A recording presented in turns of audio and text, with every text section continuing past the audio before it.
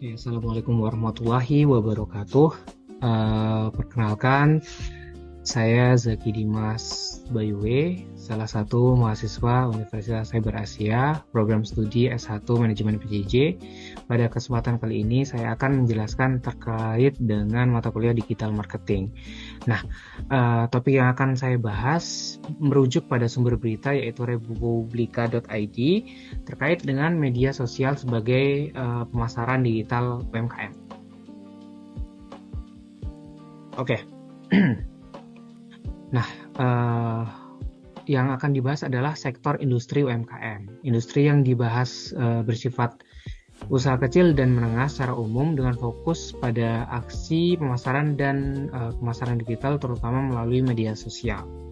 Nah, pemasaran digital ini menjadi kunci sukses bagi UMKM yang ingin memperluas jangkauan pasar, baik itu secara nasional ataupun secara global.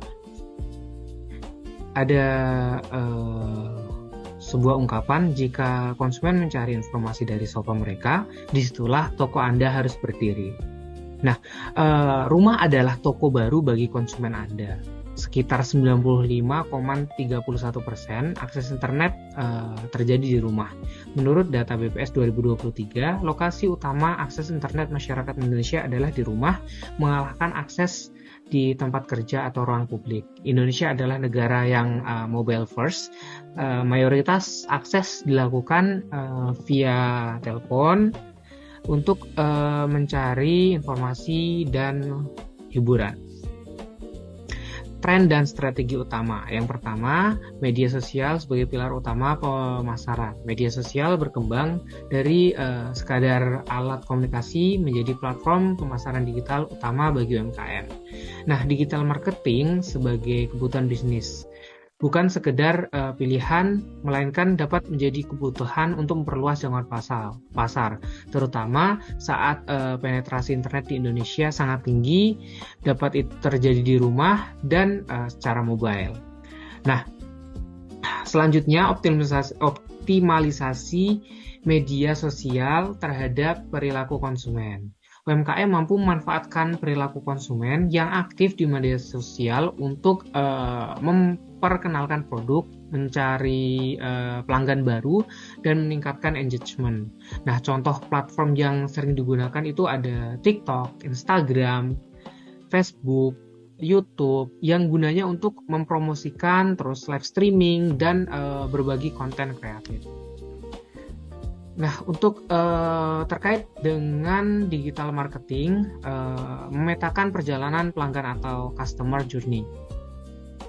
Adapun yang pertama yaitu mengetahui apa sih yang diketahui, yaitu dengan melihat konten viral atau iklan, terus setelah melihat akan tertarik atau interest dengan mengunjungi profil dan melihat etalase. Selanjutnya membandingkan dengan produk lain yang sejenis. Nah, cek harga dan cek review kompetitor sejenis. Terus setelah mengecek semuanya, ada keinginan untuk membeli, transaksi via DM atau secara marketplace. Nah, ini selanjutnya setelah membeli akan ada review, memberikan ulasan kepada barang yang kita beli. Oke, selanjutnya digital marketing funnel. Yang pertama, awareness atau jangkauan. Taktiknya dengan konten viral, hashtag yang menarik, iklan berbayar. Terus dalam corongnya lagi ada interest atau edukasi. Dengan taktik konten yang edukatif, live demo produk, dan membalas komentar. Selanjutnya ada penjualan dengan taktik promo terbatas, link di bio, dan keranjang kuning. Tips aksi nyatanya yaitu jangan hanya fokus pada penjualannya.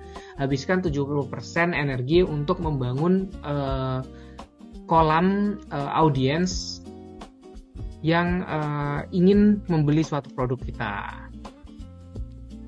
Selanjutnya, strategi kontennya yang bisa diterapkan adalah visual dan storytelling yang merupakan kuncinya.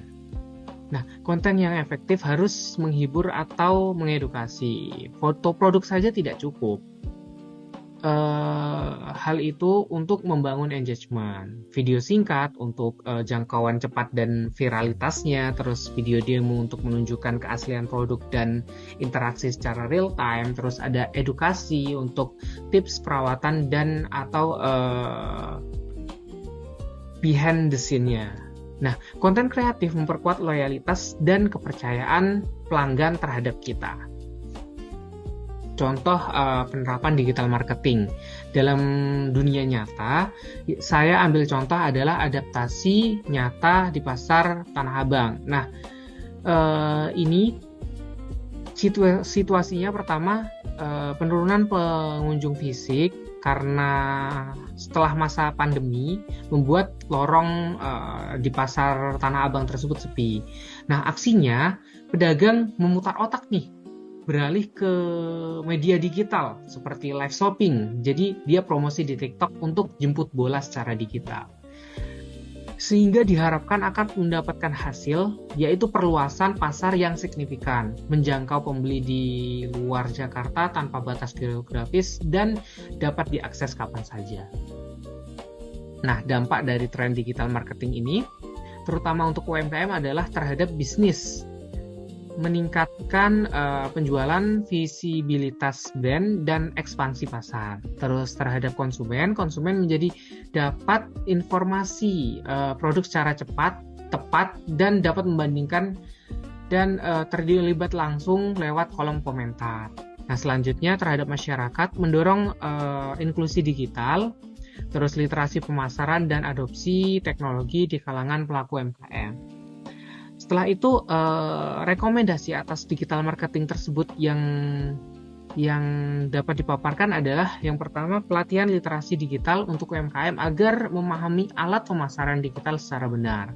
Terus optimalisasi konten. Selanjutnya, kolaborasi dengan influencer atau marketplace untuk menjangkau target lebih luas. Terus analisis performa kampanye secara teratur untuk meningkatkan ROI-nya. Nah, atas semua itu sehingga dapat kita simpulkan bahwa media sosial telah bertransformasi menjadi alat pemasaran digital yang vital bagi UMKM di Indonesia. Bahkan bukan sekedar saluran komunikasi belaka. Terus strategi digital marketing yang efektif mencakup konten kreatif, analisis data, dan pemahaman alur digital panel dari awareness sampai dengan conversion. Nah, tantangan seperti literasi digital dan keterbatasan SDM tetap harus diatasi melalui pelatihan, dukungan pemangku kepentingan, dan penerapan konsep digital marketing yang tepat. Mungkin itu saja yang dapat saya sampaikan. Tiada gading tak retak, tiada kata tak salah, karena sejatinya manusia tidak pernah luput dari kesalahan. Saya akhiri. Wassalamualaikum warahmatullahi wabarakatuh dan terima kasih.